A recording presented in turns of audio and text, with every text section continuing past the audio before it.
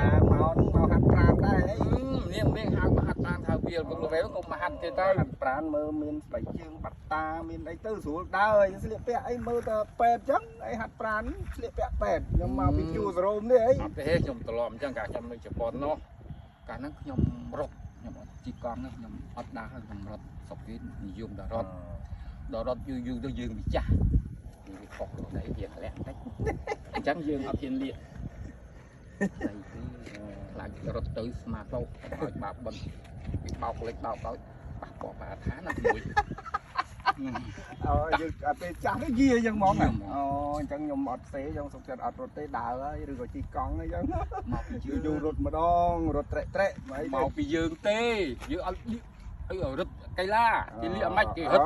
មកយើងអត់ដឹង យើងលេងអាខោធានធំនេះ ហ្នឹងហើយយើងខ្ជិលទៅតាមតាណាមានណា មានលីអូអីតាម ឥឡូវចប់ហើយតោះតែអញ្ចឹងបានមានសុវត្ថិភាពយើងហាត់តទៀត តោះដើរទៅមួយគ្នា អរគុណទៅមុន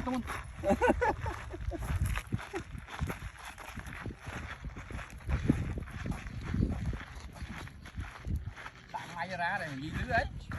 Lười ơi, có đâu.